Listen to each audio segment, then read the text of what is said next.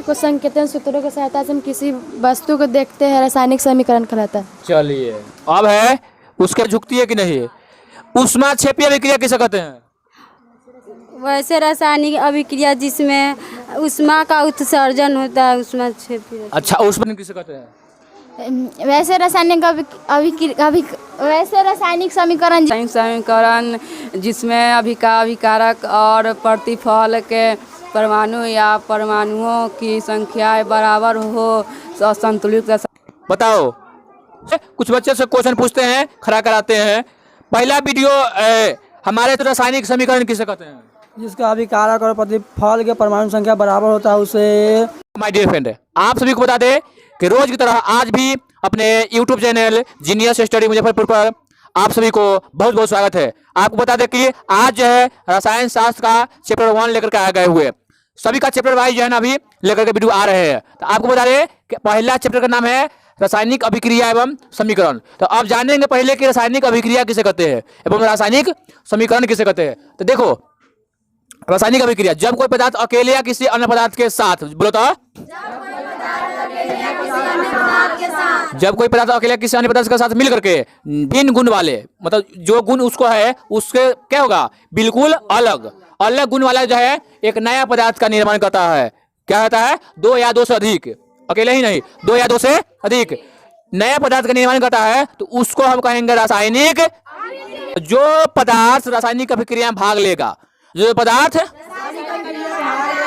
वो कहलाएगा कभी अभिकारक कहलाएगा। क्या कहलाएगा? किसमें भाग लेगा? रासायनिक अभिक्रिया में भाग ले रहा है। किसमें? अभिकारक रासायनिक अभिक्रिया में भाग लेगा तो कहलाएगा अभिकारक। क्या कहलाएगा?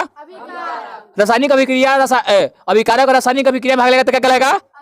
और उसके बाद प्रतिफल, ठीक है, प्रतिफल क्या कहलाएगा? जब जो है ना इसके द्वारा रासायनिक अभिक्रिया के क्या करेगा, मतलब के द्वारा बनता है तो कहलाएगा तुमको प्रतिफल। क्या कहलाएगा? तो ई जैसे CaCO3 रिएक्शन किया था CaO प्लस CO2 बना जाए, एकदम सेम क्या है, सेम कंडीशन का है यहाँ पर। ठीक है, अब आते हैं इसका अगला पॉइंट क्या है, रासायनिक समीकरण। क्या कहा है? तो अब रासायनिक समीकरण किसे कहता है? क्या कि हमारे पाठ्य का नाम है रासायनिक अभिक्रिया एवं समीकरण। आपको बता दें, गारंटी एंड वारंटी के साथ कह रहे हैं कि जिस प्रकार से आपको समझाया जा रहा है, पॉइंट बाई पॉइंट आपको चैप्टर वाइज जो है ना किताब के अंदर से लिया जा रहा है, इस तरह से आपको कहीं पे जल्दी नहीं मिलेगा। चलिए आते हैं रासायनिक समीकरण में। तो किसी भी रासायनिक अभिक्रिया में भाग लेने वाले, किसी भी जो पदार्थ है उसको क्या कहते हैं? संकेत और सूत्र। संकेत और सूत्र के सहायता से लिखते हैं तो क्या कहलाएगा? रासायनिक समीकरण। जब कोई पदार्थ को क्या कहता है, संकेत और सूत्र के सहायता से लिखेंगे तो कहलाएगा रासायनिक समीकरण कहलाएगा। जैसे कि H2O2, ये क्या है? संकेत है किसका? हाइड्रोजन का। क्या है? हाइड्रोजन का। H2 वो मतलब क्या है?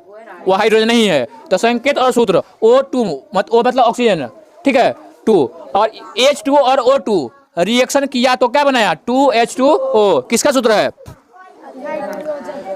2H2O अभिकारक का। किसका? चलो अब आते हैं रासायनिक समीकरण लिखने का नियम। क्या लिखने का नियम? इसका नियम क्या होता है? रसायन पहला नियम कि अभिकारक में इसको क्या कहते हैं? बाईं तरफ लिखते हैं। क्या कहते हैं? जो रासायनिक अभिकारक है, अभिकारक को क्या कहते हैं? बाईं तरफ। और जो प्रतिफल है उसको दाएं तरफ लिखते हैं। प्रतिफल को दाएं तरफ। उसके बाद है इसको क्या कहते हैं? सूत्र के बीच में क्या कहता है? प्लस का चिन्ह दिया जाता है। क्या? प्लस का चिन्ह दिया जाता है। इसका क्या है? इसके प्रतिफल धन का चिन्ह दिया जाता है। अभिकारक और प्रतिफल दोनों में क्या करता है? धन चिन्ह यानी कि प्लस का चिन्ह दिया जाता है। चलिए, संतुलित रासायनिक समीकरण और असंतुलित रासायनिक समीकरण। आपको एक क्वेश्चन बता दें कि बिहार बोर्ड के लिए काफी महत्वपूर्ण है, जो 2024 में आने का 100% गारंटी। संतुलित और असंतुलित रासायनिक समीकरण जानेंगे। संतुलित रासायनिक समीकरण किसे कहते हैं? तो वैसा समीकरण जिसमें अभिकारक और प्रतिफल के परमाणु और परमाणु की संख्या क्या होता है? बराबर होता है। जिसमें क्या करता है? उसके समीकरण अभिकारक और प्रतिफल, अभिकारक और उसके परमाणु या परमाणु के संख्या क्या होता है? बराबर होता है। जब परमाणु की संख्या बराबर होता है किसका? अभिकारक और प्रतिफल का, तो वो कहलाएगा तुमको संतुलित रासायनिक समीकरण। फलस्वरूप जो बनता है परमाणु की संख्या बराबर होता है वो कहलाएगा संतुलित रासायनिक समीकरण। अब है असंतुलित रासायनिक समीकरण, तो जिसका क्या कहता है? अभिकारक और प्रतिफल के परमाणु की संख्या बराबर नहीं होता है उसी को कहते हैं असंतुलित। अब आते हैं दूसरा पॉइंट है ऊष्माक्षेपी। यह काफी महत्वपूर्ण है, आने का संभावना 90%।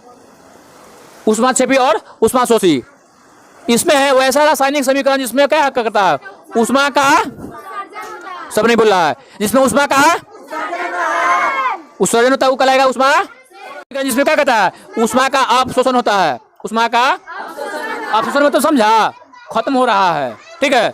जब खत्म हो रहा है तो वो कहलाएगा अब कथी, ऊष्मा शोषी। जिसमें ऊष्मा का उत्सर्जन हो रहा है ऊष्मा शोषी, और जिसमें ऊष्मा का उत्पन्न होता है ऊष्मा क्षेपी। डिटेल में बता दिए। फिर मिलते हैं कल नए वीडियो के साथ, तब तक के लिए जय हिंद।